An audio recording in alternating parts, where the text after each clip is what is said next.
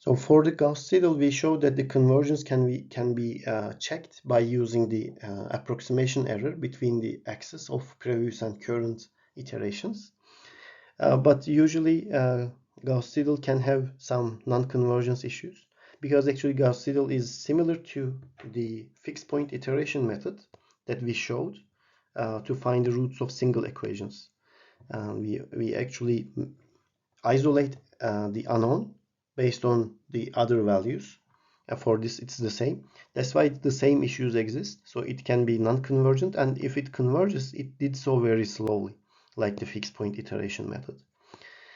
And actually, we can understand if it will converge or not by using this condition. There is a proof of this in the book. I will not explain it. It's a long proof. But basically, the diagonals will be greater than the summation of the other terms. If this is correct, then convergence will be achieved by Gauss-Seidel. Then you can simply check this, then move on to Gauss-Seidel method.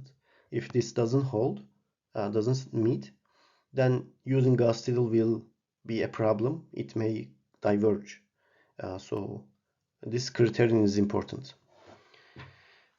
So what this means is that the absolute value of the diagonal coefficient for one row in each of the equations, meaning each row must be larger than the sum of the absolute values of the other coefficients in the same equation or in the same row.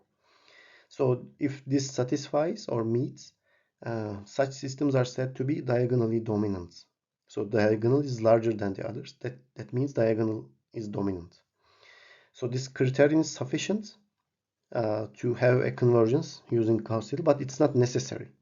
So convergence can be achieved without having this condition. I mean, even if this doesn't satisfy, still we can have convergence, but the chance is low. But many engineering problems actually fulfill this requirement. So that's why this is a good condition to initially check to make sure that Gauss-Seidel will converge. We can improve the convergence of the Gauss-Seidel by using an approach called relaxation. And this relaxation approach is basically a weighted average of the results of the previous and present iterations to get the x values and use them in the equations of the Gauss-Seidel. Basically, we will calculate x1, for instance. Then we were using this new x1 in here for the second one. But instead of using directly this new x1, we will use a summation average actually with weights of the previous and current x values. So some weight of this as well as some weight of the previous x1, and we sum them and put them in here. This is called the relaxation. And here we will have a lambda for the new value and 1 minus lambda for the old value, and we add them up to get the value that we want to use here. And this lambda value is assigned as a value between 0 and 2.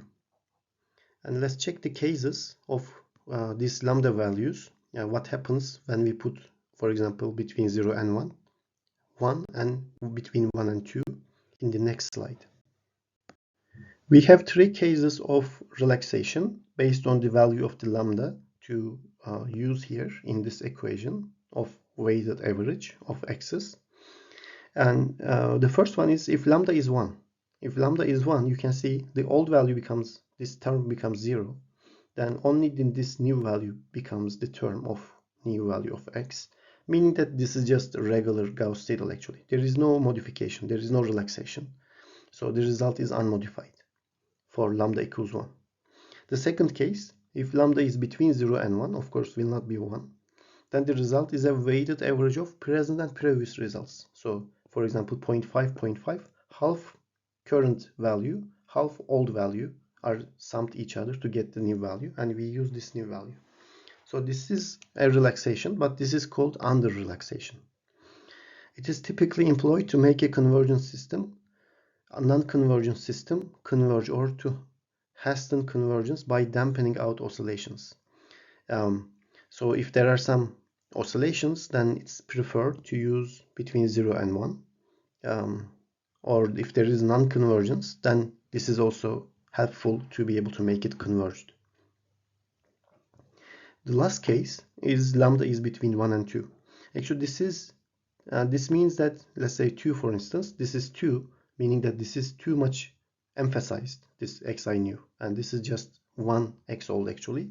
So that means there is extra weight placed on the present value, meaning that we will have more emphasis on the new calculated value, because the lambda is between 1 and 2, greater than 1 especially. This is more dominant. This means there is over relaxation. When we use this, so this is used when the true solution is being approached at too slow rate. So the approach is too slow, then we can just simply, accelerate it by emphasizing this new value a little bit further, a little bit more, make it dominant. And by a larger lambda, it is intended to improve the estimate by pushing it closer to the truth. So this is much better explanation. We are trying to push it to the truth. This type of modification, we said that it's over relaxation. It is designed to accelerate the convergence of an already convergent system. So if there is non-convergence or divergence, don't use this. If there is divergence, use lambda between 0 and 1. But you see that there is a convergence. It's going to the true value. Then you can accelerate it by now giving an lambda of between 1 and 2. So the approach is also called successive or simulations over relaxation. Successive or simultaneous over relaxation. It's also defined as SOR.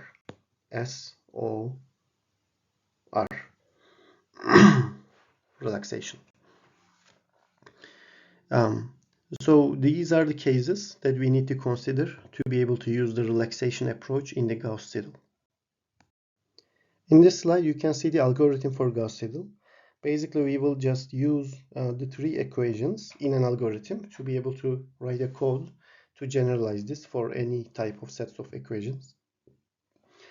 Of course, those are linear equations. Equations should be input in a diagonal dominant form for convergence. This is important. We said that the diagonal dominance is important. That condition should be satisfied. The diagonal term should be larger than the summation of the other terms in the same row. That's the basic idea. So there are two features here. First, there is an initial set of nested loops to divide each equation by its diagonal element. This reduces the total number of operations in the algorithm. So basically we have here the for loops, and we define a dummy variable, aii. This is the diagonal term. So we basically divide each term by this dummy to get an aii. This becomes somehow division by diagonal becomes a normalization kind of.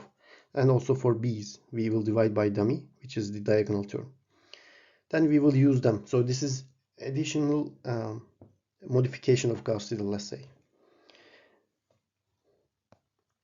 Second, the error check is designated by a variable called sentinel. So let's move it. Let's go to there later. Let's go here first. We have also another for loop. And in here, we have a summation term, which is used to sum the multiplication of this. This is basically the formula of Gauss-Seidel. So we have, for example, a1, 2 times x2 kind of operations to get the formulation of the Gauss-Seidel, basically here. Then we will have sentinel, as we said. This sentinel allows us to, so this is used for error check. If any of the equations has an approximate error greater than the stopping criterion, then the iterations are allowed to continue. So this is what we do actually during iterations. We set first an initial ES. Here we defined it. If this ES is larger than the calculated error, then that means we are good. But if the calculated error sentinel is larger, then we will continue. And the use of sentinel, this term here in the code, you can change this name to something else, of course. It allows us to circumvent unnecessary calculations of error estimates once one of the equations exceeds the criterion. So we will have more than one equations If one of them actually exceeds the criterion, then it's enough to stop, it says. So basically we will have a for loop here for the old term, summation of b's, and summation, of course, this is again the formulation of the Gauss-Seidel. Here we have lambda, which is weighted average for relaxation. We can simply use that. Lambda is an input. You can define it in the beginning. If it is 0, as we said, it's just a regular Gauss-Seidel. Sorry, if it is 1, it is a regular Gauss-Seidel. And for the sentinel, we will make a decision if it is 1 and xi are not 0 because initial was 0, if you know, you remember. So the approximate error is calculated by this. It's the xi minus old value. Old value is assigned to xi before. And if it is greater than es, then sentinel is 0 and continue. If it is larger than this, then sentinel is 1, then stop. We stop here. So this is the basic algorithm for Gauss-Seidel. And you can simply use this to create a MATLAB code, for instance, so that you can have a solution with this in MATLAB as well.